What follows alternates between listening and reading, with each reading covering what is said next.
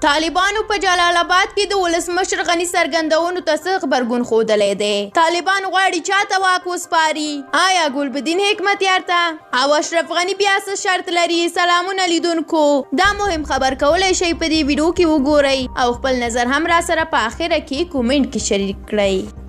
طالبانو په جلال آباد ښار کې د ولسمشر غني څرګندونو ته غبرګون وښود وروسته له هغه چې ولسمشر محمد اشرف غني په دې وروستیو کې په بار بار د موقت حکومت جوړېدل او د واک انتقال بدون له ټاکنو رد کړ. اوس تازه طالبانو د ورځې د خبرې په نامه په یوه بیان کې ویلي دي چې افغانان د اشرف غني د واکمنۍ د دوام سره مخالف دي.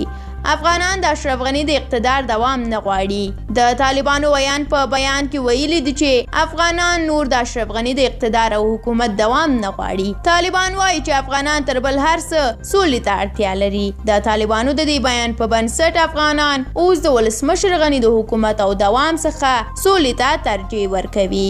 طالبانو د خپل بیان په یوه برخه کې د ولسمشر غني د حکومت په کارونو نیوکې کوي او وایي چې د اشرف غني واک او حکومت ولې افغانستان او افغانانو ته بدون له فقر، جګړې او بدبختۍ څخه بل څه نه دي راوړي. خو طالبانو بیا دا وضاحت نه دی ورکړی چې ولسمشر غني په دې فقر، بدبختۍ او جګړه کې یوازې یو که په وړاندې کومه بله ډله هم وه چې د دې ټولو ناخوالو سبب شو. طالبانو په تکرار او ټینګار سره په خپل بیان کې ویلي دي چې افغانانو ته د ولسمشر غني د حکومت څخه سوله مهمه ده. طالبان زیاتوي چې په اوس وخت کې افغانان تر بل هر څه سولې ته ډېره اړتیا لري. له همدې کبله دوی ته د اشرف غني د واک د دوام څخه سوله مهمه ده. د طالبانو له دې بیان څخه داسې بریښي چې طالبان په هیڅ وجه نه د اشرف غني د حکومت سره کار کول غواړي او نه هم د دې حکومت دوام. د طالبانو د دې دریځ څخه داسې هم ښکاري چې د اشرف غني تګ باید حتمي وي، کنه دوی کېدای شي تر هغه جګړې ته دوام ورکړي تر څو چې ولسمشر غني د واک له چوکۍ نه وي ښکته شوی. د طالبانو دا څرګندونې په داسې حال کې دي چې ولسمشر غني ځان ته قانوني ولسمشر وایي او په دې اند دی چې د افغانستان د خلکو له لوري ټاکل شوی دی. له همدې کبله ولسمشر غني د واک انتقال صرف د ټاکنو له لارې ممکن بولي.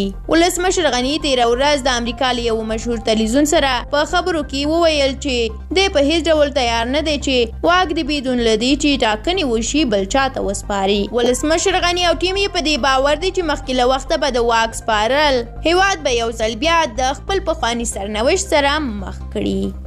ډیره مننه درنو لیدونکو چې ویډیو مو تر اخره ولیدله. که مو دا ویډیو خوښه شوې وي نو کولی شئ لایک یې کړئ. زموږ د نورو ویډیوګانو د لیدو لپاره زموږ یوټیوب چینل در سره سبسکرایب کړئ. په دې اړه خپل نظر هم را سره په کومنټ کې شریک کړئ. موږ هم ستاسو نظرونه او کومنټونه په پوره حوصله لولو. تر بیا الله مو مل شه. د خدای په امان.